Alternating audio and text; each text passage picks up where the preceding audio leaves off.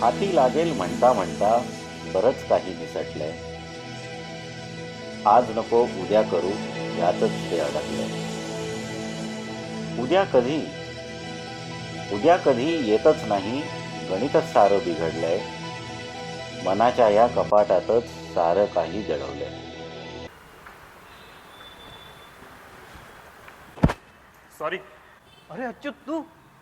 अरे वसंता, अरे किती दिवसांनी भेटतोयस. काय कलावंत इकडं कुठं आणि एवढ्या गडबडीत. काही विचारू नकोस, एका मूर्ख क्लायंटकडे चाललो. अरे पण मग एवढा वैतागलेला काय. अरे तू लेखक ना, मग स्त्री सौंदर्य बुद्धी यांची सांगड कशी घालशील? प्रकरण गंभीर आहे तर. ते गेले 2 महिने एका पर्शिनीचं पोर्ट्रेट करतोय. प्रथम तुला दाखवतोच. वाव, सिम्पली मार्वलस, क्या बात आहे यार. अरे हे तुझं झालं आणि या बयाचं काहीतरी भलतंच आहे. हे लेफ्ट साईडला इथं डाग नाही आला तर चांगलं होईल. आता मला सांग, एका साईडला लाईट आल्या दुसऱ्या साईडला शॅडो येतेच. अरे सोड ना, सगळ्यांनाच कळतं असं नाही. तू नको मनाला लावून घेऊ एवढं. अरे आज 8व्यांदा घेऊन चाललोय, होपफुली लास्ट. काय रे, पैसे देते ना पण. ते मिळतात रे, पण शेवटी असं वाटतं ना, चुलीत गेला तो पैसा. आपल्या कलेची अशी कुतरवड झालेली नाही आवडत. खरंय तुझं. झक मारली आणि हा पेशा पत्कारला. चांगला वकील इंजिनियर डॉक्टर झालो असतो तर बरं झालं असतं. त्यातल्या त्यात डॉक्टर या असल्या बिंडोक बायकांवर शस्त्र चालवायचं तरी समाधान मिळालं असतं. तुला सांगतो 2 वर्षात पॉश गाडी आली असती दारात त्या पानसरेसारखी. कोण पानसरे. अरे तो 5व्या गल्लीतला नाही का, त्याच्या समोरच आहे माझा स्टुडिओ. 4 महिने झाले तिकडे जाऊन, पण तुम्ही कुठले भेटताय आम्हाला? अरे तसं नाही रे, पण नाही जमत. त्या पानसरेकडेच चाललोय आत्ता. आमचा फॅमिली डॉक्टरच आहे तो. हाताला गुण आहे त्याच्या, त्यामुळं प्रॅक्टिस पण जोरात चालते. तर बघतो ना रोज. ही गर्दी असती सकाळ ते संध्याकाळ. नुसता छापतोय आणि गाड्या उडवतोय. इथे आम्ही एक पोर्ट्रेट 2-2 महिने घासतोय, तेव्हा कुठे आम्हाला 4 दमड्या मिळत आहेत. तुम्ही कलावंत म्हणले की झालं, छाती पुढं बास. अरे मला निघायचंय, चल निघतो मी, नंतर भेटूया निवांत. स्टुडिओवरच आहे ना एकदा, तिथंच भेटू मग. चल बाय. बाय.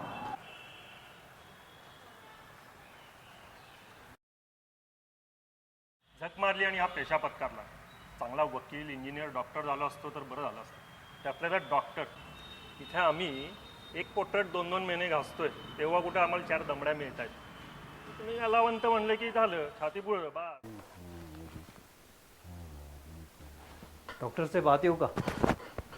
या या लेखक महाशय, अजून 2 मिनिटं उशीर केला असतात, मी तर निघणार होतो. व्हेरी सॉरी डॉक्टर, वेळेत येतच होतो. वाटेत एक मित्र भेटला, त्यामुळे उशीर झाला. वाटेल त्या बरोबर तुम्हाला मित्र भेटतात. कलावंत माणूस आहे डॉक्टर साहेब. एक तर खूप दिवसांनी भेटला. तुमच्या पाठीमागेच स्टुडिओ आहे त्याचा. कोण तो आर्टिस्ट? हो. तुमचा मित्र आहे? हो, तुम्ही ओळखता त्याला. Very interesting person. का. हो का काय, मी त्याला श्रीमंत म्हणतो. एकदम राजा माणूस आहे. मनात आलं तरच काम. कधी एखादा बिट करावा, कधी पेन्सिल स्केच, काय भाषा असावा. इथून दिसतं सगळं. तर अहो हा गडी समोर आल्यापासून माझा जो काही रिकामा वेळ आहे, तो इतका मजेत चाललाय. तुम्हाला सांगतो, गेले 2 महिने हा एका बाईचं पोर्ट्रेट करतो. अप्रतिम. तुम्ही पाहिलं असेलच. आत्ताच म्हणाला तो. कुठल्याही क्षणी ती बाई आपल्याशी बोलू लागेल असं वाटायचं. खूप प्रयोग केले त्यांनी.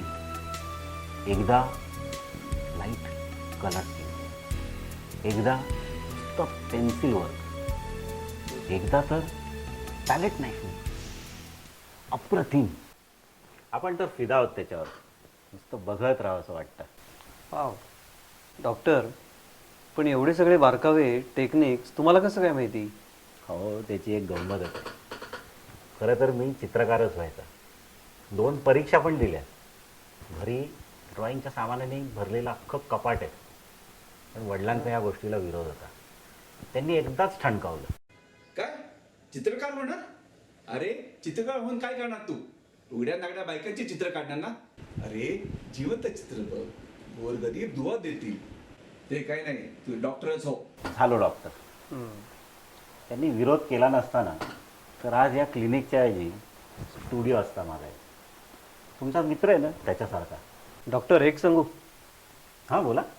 याच्या यावत सगळे डॉक्टर प्रचंड वृक्ष असतात असं माझं मत होतं आजपर्यंत. पण ह्या समजुतीला सुरुंग लावलात तुम्ही. तुमचा दोष नाही आहे. हो, प्रॅक्टिस सुरू करून 15 वर्ष झाली, पण अजूनही एखाद्या सुंदर बाईला तपासताना वाटतं. त्या उभार छातीची स्केचेस करण्याऐवजी मी तिथे रूक्षपणे स्टेथोस्कोप लावतो. हृदयातले गूढ भाव चेहऱ्यावर चित्रित करण्याऐवजी मी अरसिकपणे ठोके मोजत बसतो.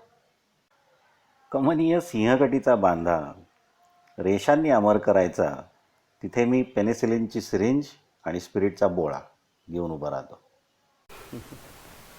अहो, दिवसभर त्या पेशंटची आंबट तोंडं बघायची, खोटं खोटं हसायचं, चौकशी करायची. सारं खोटं वाटतं. असं वाटतं आपण त्यांची फसवणूक करतोय, आपण फसत चाललोय. हा पैसा, ही गाडी, सारं नको वाटतं. कित्येकदा घरी गेल्यावर ते चित्रकलेच्या सामानाने भरलेलं कपाट उघडतो आणि बघत राहतो. बस.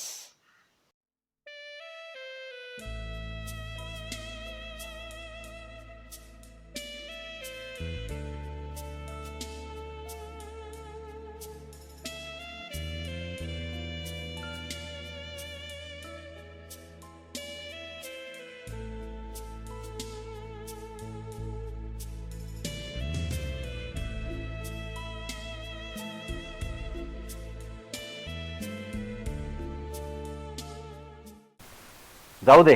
तुमच्या सौंची प्रकृती बरी आहे ना आता? हां अहो लेखक, तुमच्या सौंची प्रकृती बरी आहे ना आता?